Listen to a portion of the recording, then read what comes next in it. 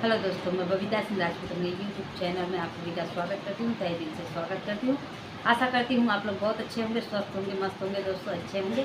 आज मैं आप लोगों के सामने एक देवी बचारा गीत लेके आई। कैसा लगेगा कमेंट चैनल बताना और अपना प्यार आशीर्वाद दुलार भर भर के देना। और जो लोग नए होंगे प्लीज़ मेरे चैनल को सब्सक्राइब करके मुझे याद दिलाएं। गंगा किनारे मैया सोने के चौकिया हो, चौकिया बैठी ना। गंगा किनारे मैया सोने के चौकिया हो, चौकिया बैठी ना। दुर्गा मैया को आसन नवा हो, चौकिया बैठी ना।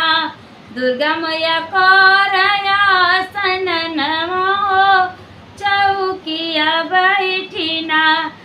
कावने ही घटावा मैया मोरी आसन नवा हो, कावने घटावा ना।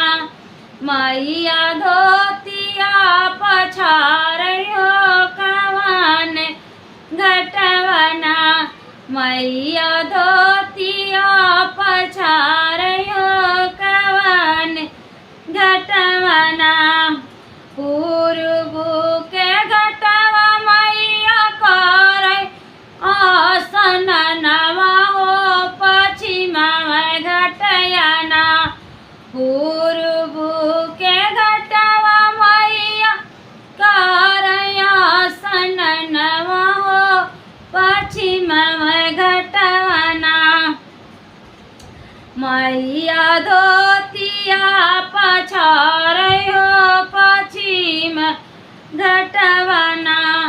मैया धोतिया पछार हो, पश्चिम घटवना। पश्चिम घटवा मैया सूरज मनवली हो, कि दे लागिना।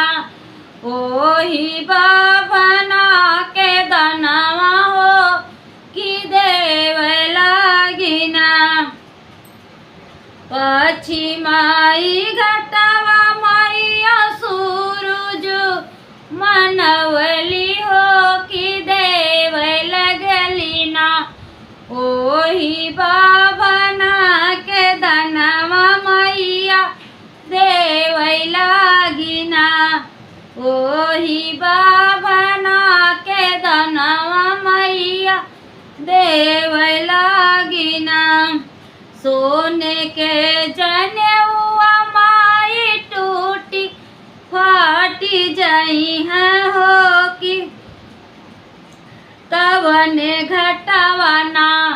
देवू बाबना के दनवा हो, कि कवने घटवना। देवू बाबना के दनवा हो, कि कवने घटवना। पूर्व के घटवा देव बाबना के दनवा हो, पश्चिम घटवना। जोड़ी बाबना के जनेउआ हो, पश्चिम घटवना। जोड़ बाबना के जनेउआ हो, पश्चिम घटवना।